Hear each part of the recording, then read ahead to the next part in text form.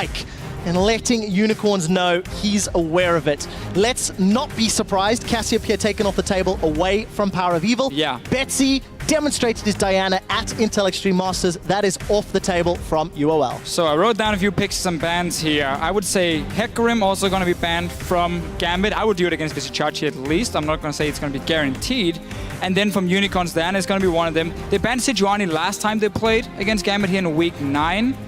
There are still some good tank picks. Gragas would be one of them. And that's been banned away now from the Unicorns. Well, Hylissang losing access to Annie was his most played support at 7 games in the regular split. Interestingly, Hylissang only played 4 champions, Annie, Thresh, Leona, Morgana. I want to see what he's going to pull out here in the best of 5. We did see that Gragas taken away from the jungle. Nidalee off the table for Kikis. It was Kikis that debuted in the LCS, and as you mentioned, the Power Pony's still there. It is still there. Obviously been very impactful in other regions. Yesterday, the Wolves tried to play with it, but didn't really manage to use the teleports properly. But Nidalee here was also the pick Kikis had in week 9 when they played each other, and he was very aggressive. I mean, these two teams here are so close to each other in terms of the way they play on the map. The two junglers both love to invade on each other. They love to have early ganks in the solo lanes, and therefore Nidalee has been taken away. And of course the Sejuani, we talked about it just before, how it's been one of the main picks. Well, the funny thing is, Gambit were the first team to play it before it became a thing, before Cinderhulk and everything. Diamond was playing Sejuani. Diamond has introduced a number of top-tier picks to the top of the table. Keep in mind Maokai available as well. This will be the second time that Cabochard has played Maokai. Yeah. I think it's smart because Chachi's got 4 games in it in the regular splits. And Cabochard as a player, the analyst desk were talking about how it doesn't seem to be his style. And if you look at all 9 weeks here in the LCS, I agree. He's been more of the carry type. The thing is, Cabochard used to be a Maokai player. When he played it for NIP, he would just pick Maokai every single game. So he clearly knows everything about the champion, and it doesn't even matter if you're a carry top laner, and you don't need a carry anymore. A tank is enough. You can be fed on a Maokai and win games for your team. So I like this pickup here from Gambit, because it's also a takeaway from Visichachi. So we'll see how the rest of the picks and bans shake out with a number of junglers taken off the table. I want to see where Diamond and Kikis go. Will Rek'Sai see some time on the Rift, or will we see that Vi? I was taking a look at some of the numbers to Fisher in Europe. Giacomo is also an option. Out of 186 jungle champions played, only 8 games have featured a Vi. The only reason I highlight that, North America LCS is playing a ton of Vi. We saw some of it yesterday, and we'll see whether or not Diamond can as well. Yeah, Diamond's played a lot of Vi recently, but Unicorns here setting up 2 things with these picks. They're both flex picks for them. And you either build towards a Giacomo composition, or you build towards a long-range siege comp. Very poke-focused, depending on what Gambit is going to take. If they don't take any other hard engage than the Maokai itself, then suddenly you can see Unicorns aim towards some of these poke compositions. We have seen before Power of Evil plays long-range champions in the mid lane. So yeah, 2 flex picks for them, not really telling a whole lot. And if Rek'Sai gets locked in, I think they might try and go for it. So we'll see. Couple seconds left on the clock. Both of these teams running their timers down. Urgot was banned all 3 games yesterday. Has been secured. Could go AD carry, could go mid lane. We're expecting it mid with those summoners for Betsy. Well, definitely also flex pick, yeah. The thing is for Gambit here, they have a fantastic tank setup already. Super hard to kill in a straight up team fight. But if you look at the amount of engage, in order for Urgot to get towards a long-range composition, let's say a Giacomo, if it does become a Giacomo, he needs to have flash ready when he goes in so he can swap back the AD carry. Urgot is a fantastic pick normally to stop these protect the AD carry comps because he can single them out so well. And if this picks get locked in, we will have this fast push comp, this long-range poke from the Unicorns, and then Gambit is gonna have to rely on flash engages from the likes of an Urgot to start the fight. Well, Unicorns of Love have run their mid lane Kog'Maw before. It did fantastic for 20 minutes and then took another 25 to finish. Unicorns completely floundered their mid game with that very long range. And a couple seconds left on the clock. Let's see if they still opt to go that route. Hecarim top for Visichachi. So it is mid lane. Jinx locked in. It's gonna be for the mid lane then. Vardax gets his Jinx. This is purely picked because of a fast pushing ability. If you manage to poke someone off the tower and back in base, Jinx just needs a few seconds on a tower and it goes down. Gambit does have the option to run the likes of Leona as a support if they want some hard engage there. Thresh is okay in this situation as well. But they're going to have to look, I mean, they can see everything Unicorns are doing now. They know exactly what they have to deal with. They know they need enough engage to always force fights and single out these two immobile AD carries from the Unicorns. There's only one Black Shield. So one of the AD carries will be caught out by the likes of an Urgot and swap back. A couple seconds left on the clock. That is Cho'Gath locked in, meaning that's going to be an Urgot bottom lane. Yeah, it will be for Pinoy. It's something that you were touching on earlier today, DeFisher, the fact that Urgot has that flexibility in his back pocket. Edward got some disengage to round out the team composition. That is a terrifying, terrifying front line with some powerful disengage if anything goes awry. That's the thing. In a straight-up team fight, Gambit here, fantastic tankiness. They got some burst damage from the Cho'Gath as well. But overall, they will still have that problem. If Urgot cannot flash in for the engage or Maokai cannot get a flank himself, Unicorns can't dance around. The Black Shield from Morgana shuts down the Maokai engage pretty effectively, even the Urgot in this case. So the Unicorns, as long as they don't fall behind and can never contest objectives because there's always wards being placed from Gambit and they have to like walk down a choke point and can always get engaged on, they will be able to sit back and poke and simply slow down the game. Say to Gambit, if you ever want to fight, you better do it instantly. Otherwise, you're going to be way too low. Even in Nautilus now, we haven't seen this in the jungle. But this is so much about kiting. You max E now on it, and you just basically stand in front of your AD carries and you press E, you slow everything, and you just walk back. You walk back. You land one binding, follow that with a hook, and then you can single out a target, then you take a tower. So for the Unicorns here, as long as they don't fall behind, they can pull off this super long range, super annoying comp with so much CC and so many ways of stopping the Gambit engage. It's going to be exciting. It's going to be interesting. The key note I'm going to take away from this one is the Unicorns do not fall behind.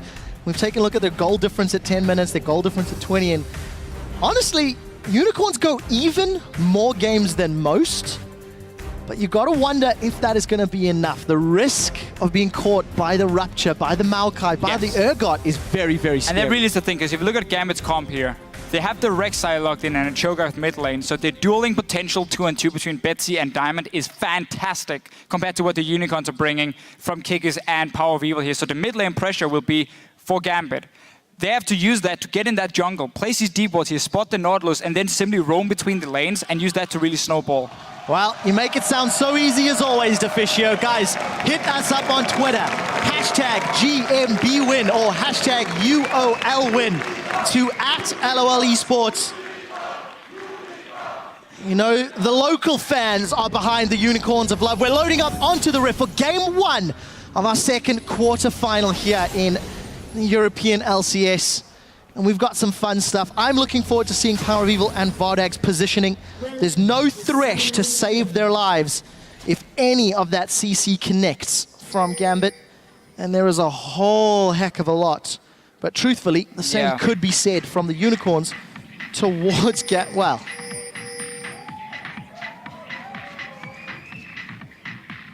If you could see us, guys, we're busy dancing, I promise. Oh.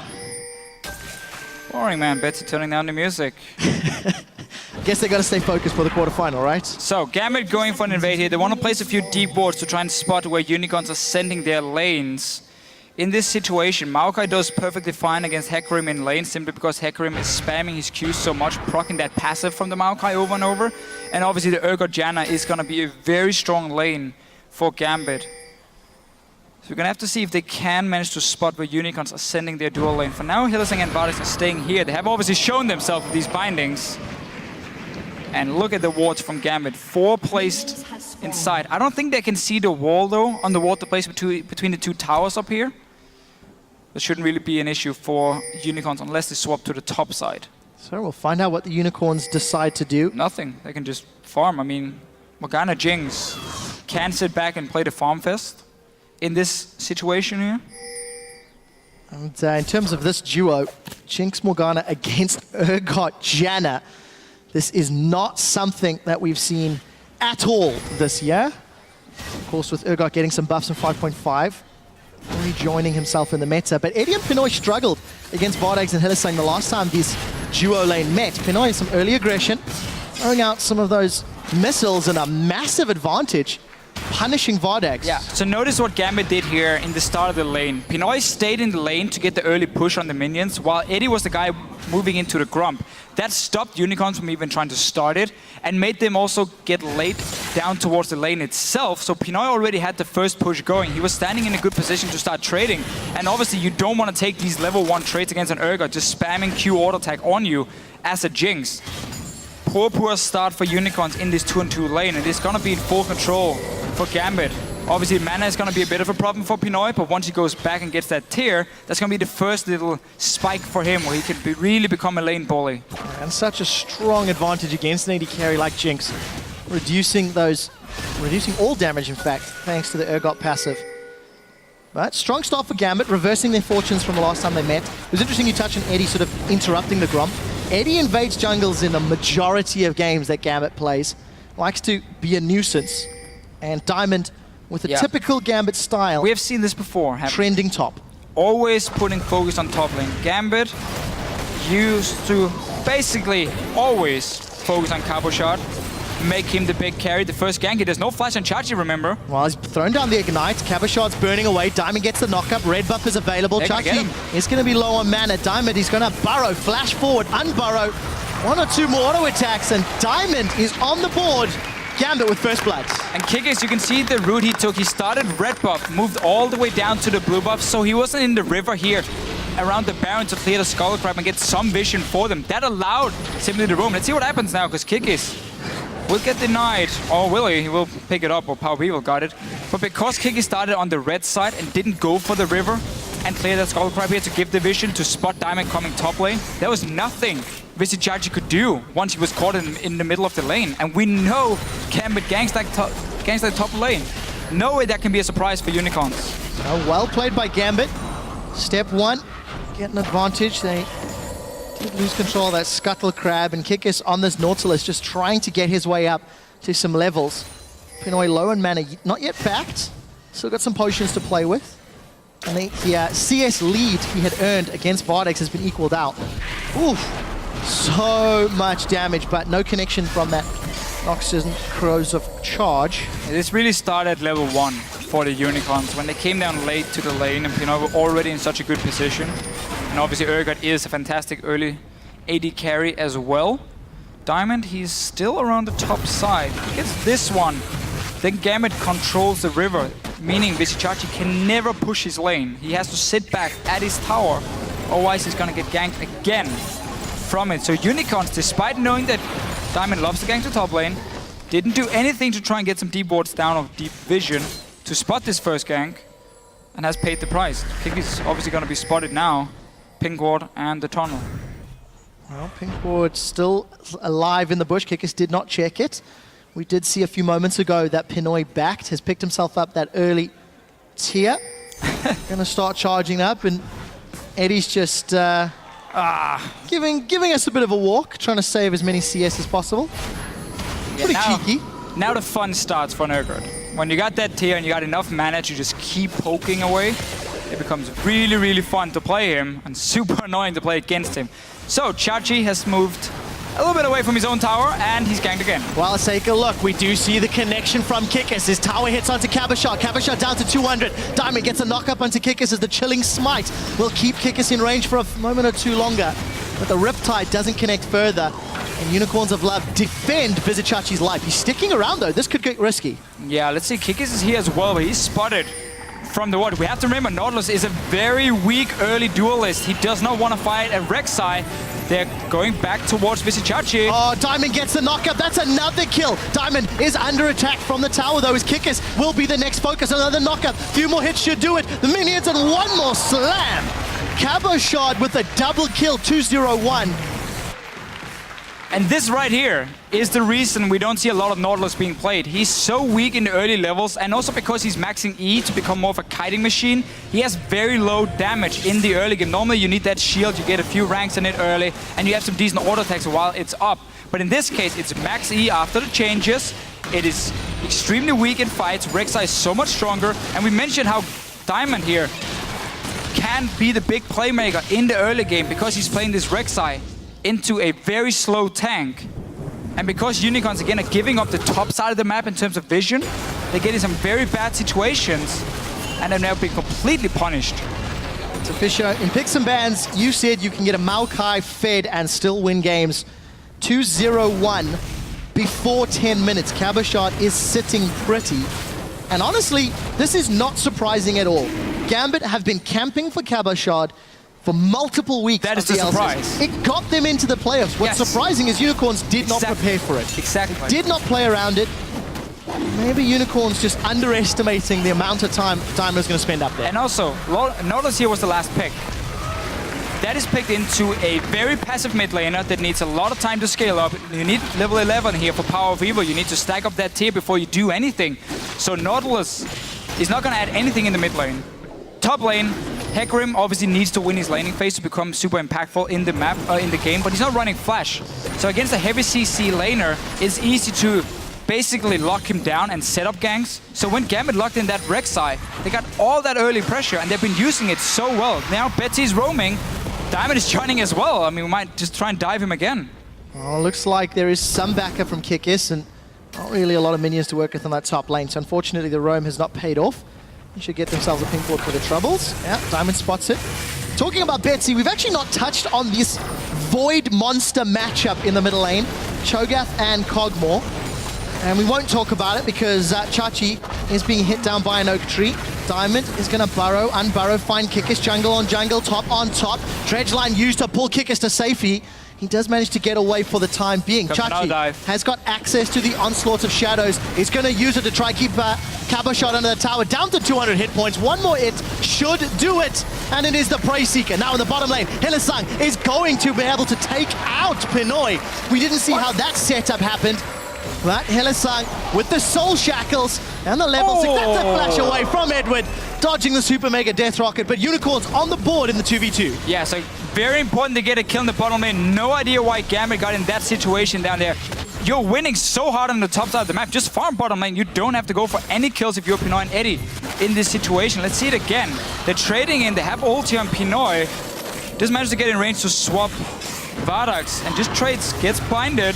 Simply just look at the CC. Chain CC from the Unicorns. Gambit being caught out here and really just farm. You're winning so hard on the top side of the map. Don't have to do anything. But what you have to notice as well, whenever Diamond is ganking the top lane, mid lane is always being pushed by Betsy. So he's always running before Power of Evil towards that top lane when the dives happen. Which simply means even if Unicorns are there to counter gank with Kikis, it would be a 3v2 situation in just a matter of seconds. And that's what we talked about, how when you pick these super slow laners, and you also have a tank jungler that can't do anything in the early game, you surrender the entire map on one side. And in this case, it's been the top side, where Gambit is just taking full control through mid lane, jungle, and top lane. Well, taking stock of the situation, Gambit 4 kills up. They've got the first tower. They've got the dragon under the belt, secured by Diamond. And with the exception of a small misstep by Pinoy, everything seems to be going to plan. Small advantages in CS across the board. Righteous Glory already completed for Cabochard, so the ability to jump onto these very immobile AD carries should be made easier. As long as Cabochard can find the right TP, it will be coming off cooldown in a moment or two. Hylissang, Soul Shackles comes out. Eddie's gonna knock him away. But that's ultimates traded. Not the end of the world. Hylissang and Edward battling over this pink ward. Eddie doesn't mind too much. Basically, his only target in a fight is going to be the Hecarim, just trying to knock him away when he comes in.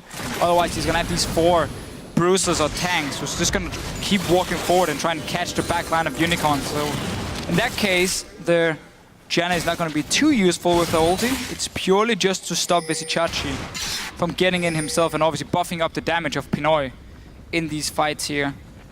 Diamond now for the first time around the bottom lane. He doesn't really need to do anything down here. Already gotten 2 kills and 2 assists on top side. I think that's a pretty good start. Yeah, decent and enough. Also why, I know everyone's talking about tank junglers, Cinderhulk OP, Rek'Sai, Nidalee. These early junglers, they are still very, very strong because you can make these plays early game. Especially when you get all the ganks. Pinoy once again eats himself a dark binding. Hylissang and Vardex come up bets in a situation. We do see Pinoy trying to go up to this mid lane. Kikis is now caught out. Diamond forced to flash away. The tick from the Gromp is not going to be enough, but the Ignite from Betsy will. Power of Evil flashes into the Wolfcam. Cabochard follows. Arcane Smash into auto attack. Now, we do see Chachi plus Hylissang in another 2v2, but Chachi's low, Chachi's down. Hylissang's low on mana. Black Shield's going to time out. Edward's in place, and Vardex, why are you joining the party? All of a sudden, Vardex and Hylissang trying to get out, and Vardex forced to flash.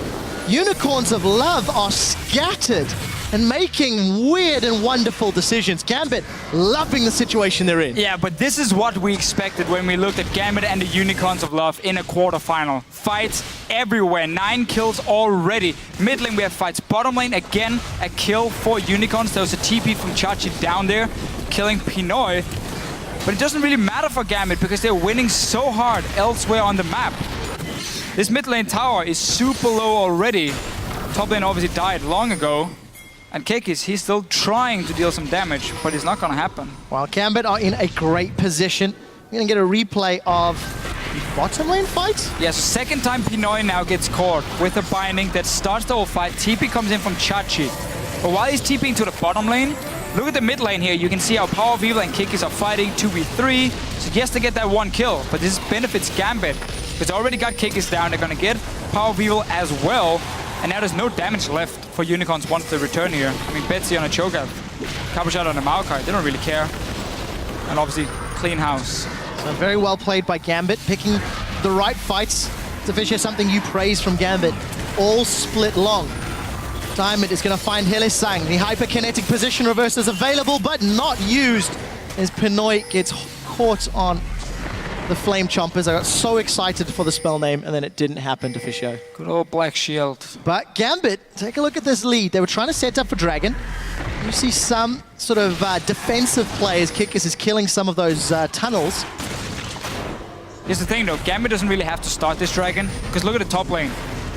Cabochard is already pushed all the way down. He can even stay if he wants to and just start hitting on that tower, but it seems like he want to go back and buy a few items, potentially get Home Guards and then TP in. Yeah, Home Guard just completed for him now. So in case a fight happens, there's so many deep wards from Gambit in the jungle of the Unicorns. This is going to be a perfect TP from Cabochard. Dive onto that back line here and get onto these squishy carries. He's just waiting in base.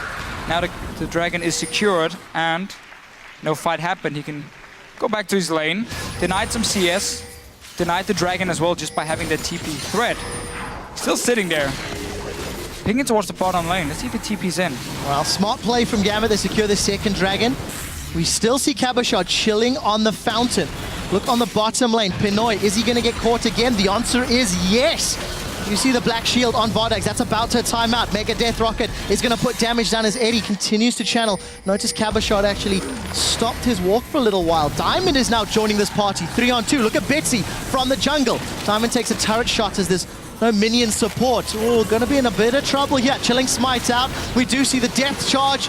It's going to connect, and that now turns Unicorn's focus to Betsy. Betsy trying to get away. Smiles across the board. Well, smiles from Sheepy, not from Leviathan. Well, Leviathan was seeing his team making one small mistake, but it didn't hurt them yet. It's not over yet to Fisher. They're still hanging around this bottom area of the map. Yeah, Kick is out of mana. They're fighting with his blue buff. Power of Evil's going to secure it. We do see the knock-up from the Rapture. He's going to join the pod. That's a flash feast. Betsy gets one on Kikis. He's going to pop the Black Shield. Vardex forced to sidestep the Rupture. Pinoy's going to get himself a kill. Someone use the position reverser. You've got Urgot. Not needed as Gambit gonna get themselves 2 more kills. 9-3 up, 6,000 gold in the lead. CS advantages across the board, and they're gonna set their sights on this bottom tower. Yeah, these deep wards here on the bottom side from Gambit really shows where they want to make the plays. We saw early in the game, all the focus in terms of warding was on the top side from Gambit. That's why they kept ganking Visichachi, got all these kills, he got the early lead. Then they went down to the bottom side, completely warded off the jungle. Okay, sure, Diamond died when he was sneaking in behind, but they still managed to get a fight in the jungle where they have full control, get more kills. I mean, Betsy now and Cho'Gath got a 3-0, or 3-0 and 2. He's going to be fully stacked up soon. You don't have the damage to take him down. If you're the Unicorns, you need way more time. I mean, Power of Evil, currently on his tier, 457 mana. So that's not even close to being fully completed. He is 11 now, so that's the first point. He got Luden's Echo as well, so he's ulti. is going to do a lot of extra AoE damage. But he's just not strong enough to fight, especially not when you have the likes of Kikis on Nautilus being so far behind as well. Well, Kikis has been in trouble all game long. Once again, Dredgeline's out to safety. Gambit have got support coming in, but Pinoy's still hanging a little bit closer to the top lane. 4 members of Gambit on the red buff. Vardak's not with the team. Rupture connects onto Helisang. Betsy is looking for the feast. Eats a dark binding, which means he can't get in range. And Helisang manages to stay alive to fight another day. We're not even 20 minutes into the game. Gambit are looking to secure another inner turret. Unicorns, even with their spirit animal Hecarim, unable to fend off the aggression. And that was actually a very long-range Super Mega Death Rocket. Edwin ate it, but it didn't result in anything. And 50% HP gone from that tower. That's a pretty good defense, though, from the Unicorns. Managed to stop Gambit from taking tower while Vardax was staying on the bottom lane and got to tier 1. So this is at least a good trade-in. What you have to do when you're falling this far behind, you gotta try and trade cross-map objectives. So in this case here, they figured they could hold the top tower and also get the bottom lane at the same time. So that's just some good and very important gold from the Unicorns. Probably says it, I mean. When you're playing Gambit, it's always a 1v2. Yeah, I see what Amazing has to say. Honestly, Nautilus is the opposite of what you want against Rek'Sai. I feel like we've said that a few times. Strong words from Amazing. And it's showing through. Kikis 1-3-0. Had little to no impact on this game at all. And yeah, should have been a volley bear. To Fisher, we're approaching 20 minutes on the clock. Gambit have only been more than 4,000 gold up in 3 of their regular season games. 3 out of 18. They're set to make that 4 with one of their most convincing early to mid-game performances of the year. All of a sudden, Kikis is going to get in trouble. Diamond's gone in, got the unburrow. We do see that challenging smite. Depth charge not used from Kikis. Prey Seeker, but blows the flash from Kikis and just forcing him out of his own jungle. Gambit, they're now setting their sights on Power of Evil. That's another flash. 2 of them blown. If Gambit find the same opportunities again, all of a sudden, Kikis and Power of Evil, they're going down. They're going down for sure, and the funny thing is, this was a last pick Nautilus. They saw the entire comp from Gambit. They could see everything in the okay, it was going to be Malcolm into Hecarim. We had the Rek'Sai locked in from Diamond. He's basically looking for fights non-stop. The warding is still perfect from Gambit. They keep just investing all their wards on the one side they want to fight. They don't try and ward up the entire map. No, they say, okay, what's the next objective? It's going to be Dragon. Fine, we take over the bot side jungle. Is it going to be the tier 2 tower and bottom lane? Good, we stay here with our wards, or otherwise we swap them top side if we go over to Baron. So they keep moving around this massive set of wards because they have double side stone already, and they have 4 sweepers to clear out the vision from the Unicorns, and they just take over jungle completely. It's no longer Unicorns jungle. Well, the one thing you said in Picks and Bans, Unicorns need to get ahead early. They cannot afford to fall behind. They've fallen super far behind, over 6,000 gold as we broach 20 minutes on the clock. Gambit, 30 seconds till potentially their 3rd dragon, and their 2nd largest gold lead of the split. Gambit are in a great position, but this is now where things get difficult. Gambit, on average, take 42 minutes to win games. That's their average time in their wins. They cannot really afford to give 20 minutes of time and build up to Power of Evil and Vardax. Right. So we'll see what they do, how they close it out. That's a fun little stat, because when you watch Gambit play, one game they close it out in 26 minutes and they make basically the right move all game long. Like against Elements, 26 minutes, game was done. And then the next day they play, they get a massive goal lead and they struggle to close the game because they kind of walk around the Baron, let's say for 10 minutes, and it looks very messy suddenly. If Gambit keeps playing like they're doing now, we're going to look at the one, you know, the same style as against Elements, where they look very clean, they know where to push, they know how to get these objectives. They don't care about losing this tier 2 tower because they're getting a 3rd dragon, so that's going to be the next goal for them, go towards the 5 dragons and 4 unicorns to fight. So the trade, top tower for dragon. Betsy and Edward getting some damage on the mid-inner turret. Diamond secures that one uncontested. Pinoy getting some auto attacks onto Vardax, and honestly, that's a lot of damage from those Acid Hunters. This is the jungle that we have declared ownership from Gambit.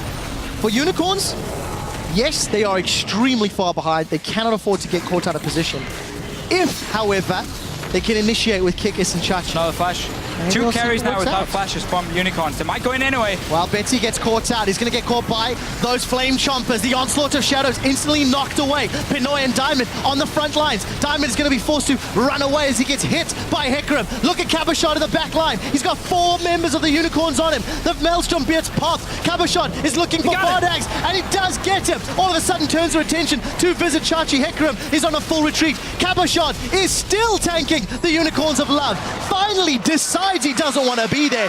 Flashes away to smiles from the coaches, and here comes Diamond. He's looking to re-engage. He's turned his sights to Power of Evil. Rupture plus Feral's Gleam equals a kill for Cabochon. There's a teleport in from Vizichachi, but it doesn't equate to anything. They've lost their carries. The 2 front lines of Unicorns is all that remains, and Gambit are on the inner turrets. And 2 very key things we're missing here for the Unicorns. Well, it's not over yet. Not Just even some more over. kills. Kikis is Tower as down. well. Diamond is soloing Vizichachi, and the rest of Gambit will secure their 4th tower after a prolonged team fight.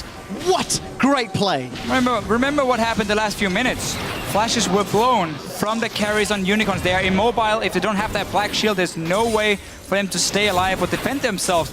They were the targets here from Gambit. Once Cabochon came in, we're going to see it again. And this, by the way, is why it's still good to get a very fit Maokai, because he becomes this tanky early in the game, and he still has pretty good damage, honestly, over such a long fight. So at first, it's a good engage from the Unicorns. They catch Betsy, pull him on the tower. The whole thing looks terrible now for Gambit, but look, no flash on Vardax, so he's now stuck in here. Cabochon is a fed Maokai. He's enough damage to take him down. 1v5, basically. Next one, wait for Diamond to return, and then we look at Power of Evil, who also had to use flash just 2 minutes ago, so it's not ready for the fight. No black shield. Diamond coming in. Look at your minimap. Follow him all the way up. Behind Power of Evil. No way for him to escape now, because there's no flash. He's dead. Unbelievable play here. Chachi decides to TP in, but it doesn't equate to anything. There are simply no carries left to fight with. And actually looked like the Cathian Surprise did more damage than the rest of Unicorn's team fight. We're still going to Fisher. I mean, it's just more kills. Now it's cleanup time.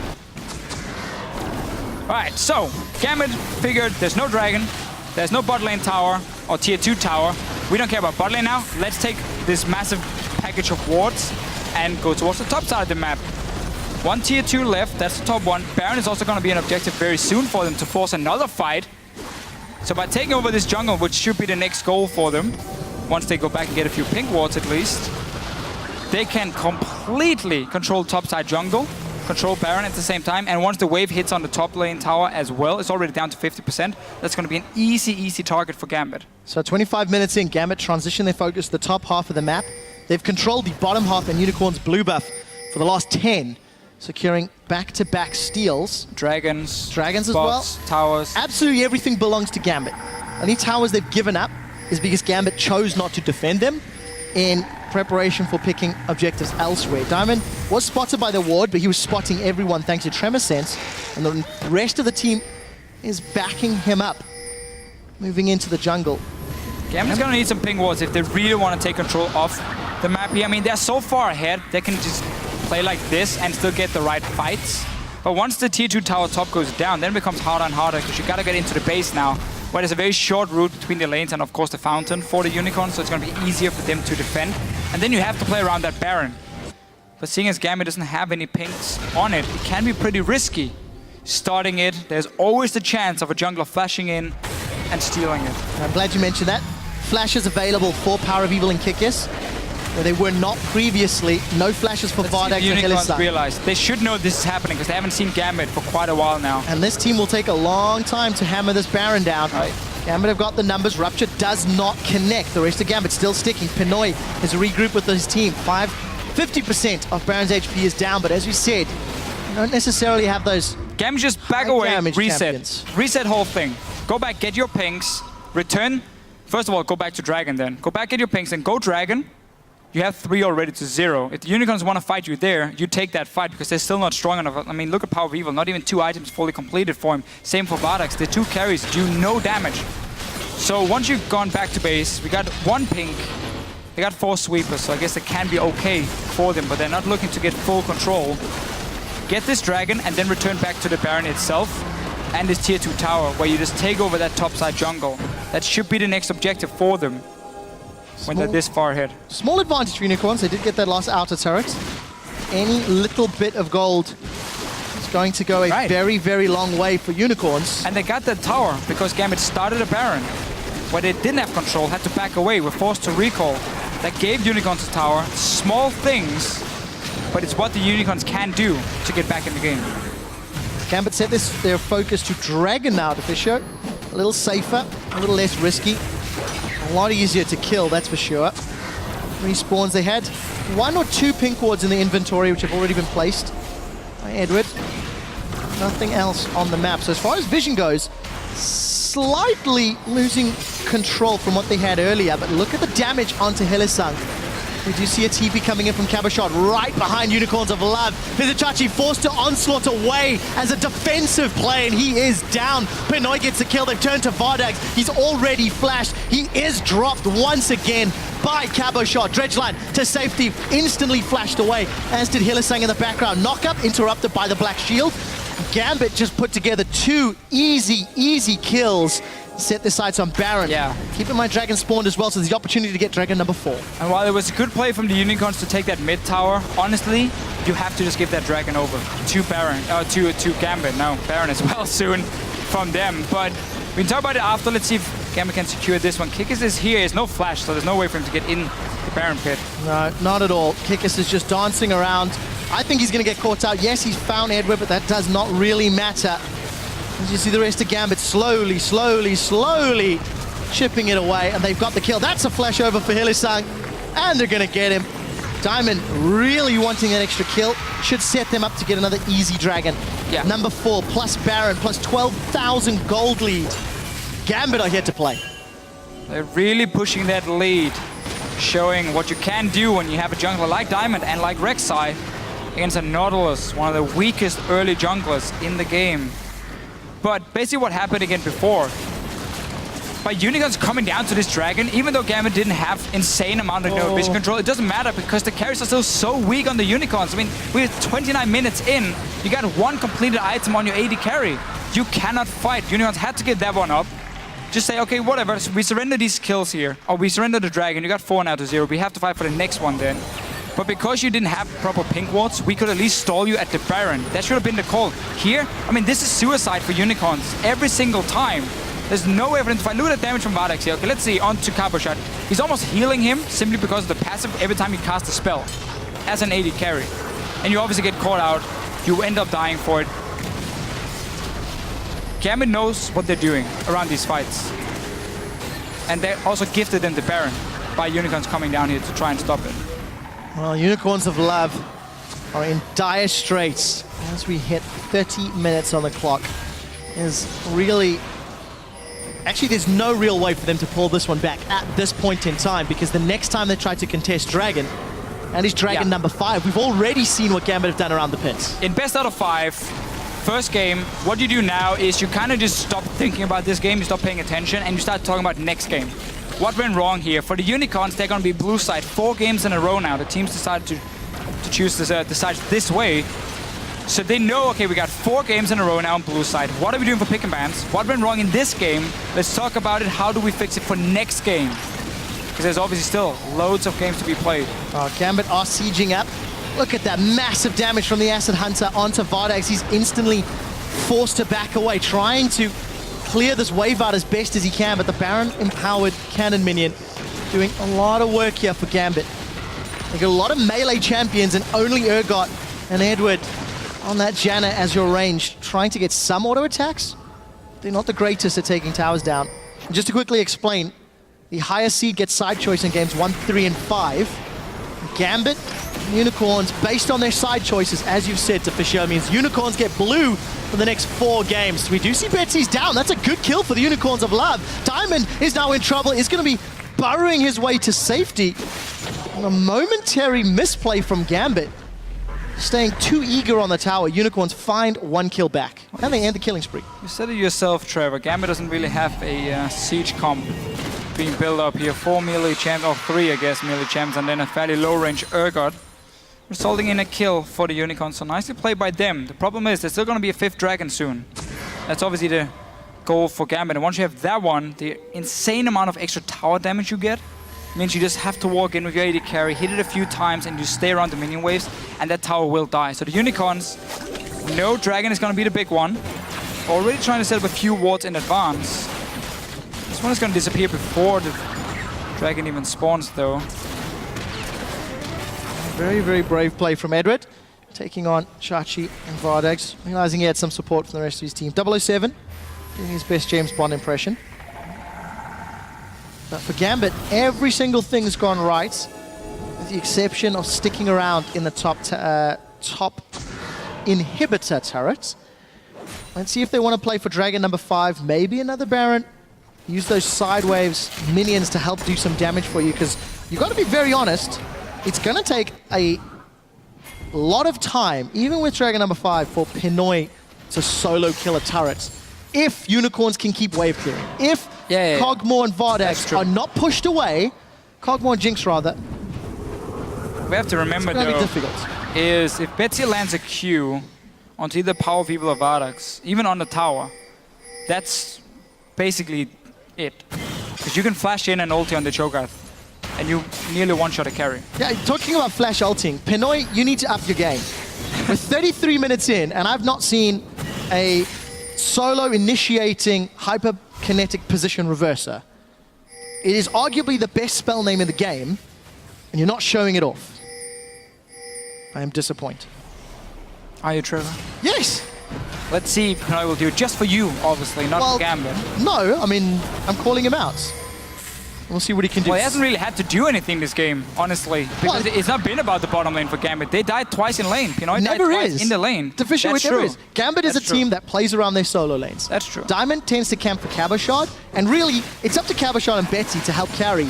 And let's also be honest, it's a very similar story for Unicorns of Love. In terms of how these teams operate, it is very much about their solo laners getting the team ahead and then being the sharp spear point of any aggressive play. I really wish we had talked about this before the game started, because when you then pick a Nautilus for Kikis, and you know it's about these two solo laners here and the jungle fight in between, you really don't do yourself any favor. I understand what he's doing for the comp. Again, Kite, loads of CC. Nautilus is one of the champions, bringing the most CC in the entire game just from like one pick. Problem is, you gotta get to that point. Gambit has never been punished. I'm not going to say they have low amounts of engage. I mean, you got a Maokai, you got an Urgot to start the fights, but Black Shield can avoid most of that. QSS later will avoid most of it, as long as the Unicorns hadn't fallen this far behind, where they had to surrender their jungle completely, because that means you always get flanked. Always. You can never move away from your towers if you don't have control of your own jungle, because there's always a chance of a TP coming in, a Rek'Sai coming in from behind. And that really has been the big problem for Unicorns, and Gambit just showed how good they are at team fighting and starting the team fights. Well, we're getting closer to that average game time victory. Around 42 minutes is how Gambit generally win. We'll see if they're going to stick to their law of averages. Dragon up in 3 seconds, Baron up in 20 seconds. This time they don't want to fight. Are baiting Unicorns of Love, saying we dare you to challenge, we dare you to move in. Look at Unicorns, they were trying to move into their own jungle, maybe expecting Baron. Yeah, and the Unicorns would have been in a better position now to fight compared to the last Dragon they tried to go for, where obviously Gambit just turned around and killed them because they were so far ahead. Got the Baron after as well, despite not even investing into any pink wards around it. But this one here, the 5th one, clearly the Unicorns still doesn't feel like they can fight. You got 3 core items now on Power of Evil, so that's super important. They're backing away from the Baron as well, so they're gonna give up everything for Gambit. Well, like, look okay, maybe they're gonna try and steal. Let's see. Hylissang and Kikis, they've got their flashes available this time. Baron's down to 5,000. Vardags is 1.5 miles away, but here comes a super mega death rocket. It's going to be late.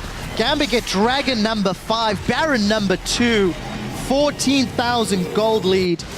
And with Baron and buff, Dragon empowered, sieging, now they should be able to take towers. Yes. Should.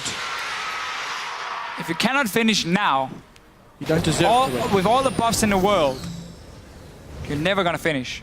Gambit obviously played so well. Yes, okay, that one small misplay in the top lane where they tried to take down the tower, but it didn't really do anything because there was no objective for Unicorns to take. So Gambit was still in full control of the map. Now let's see. All going mid at the moment. You got the buffed up minions, you got the cannon as well, you got a massive tree in the back. Pinoy is going to do a lot of damage to these towers. Which will be a massive tree in the front if Gambit see the opportunity. Bardax, since the last time he tried to defend a tower, has a Phantom Dancer completed and a pickaxe. He's getting there slowly but surely. Yeah, he's like 30 or 40 minutes away from killing anything. Well, we'll see if he's given that much time. The answer's not going to happen though. Cabo Shot is a giant tree, already got that Thornmail completed. Will be able to solo all of the damage dealers of Unicorns of Love. Gambit just waiting for the minions to push up, but look at the bottom lane. It is pushing against Gambit. This is a small misplay, but they're just diving onto Vizichachi. That's a two-man rupture. The front line of Unicorns are forced away, while Diamond is onto the back line. Hylissang should be the next victim, but he does manage to keep himself alive for a few seconds longer. 3 members of the Unicorns of Love, and the Sapling touchdown takes Hylissang out.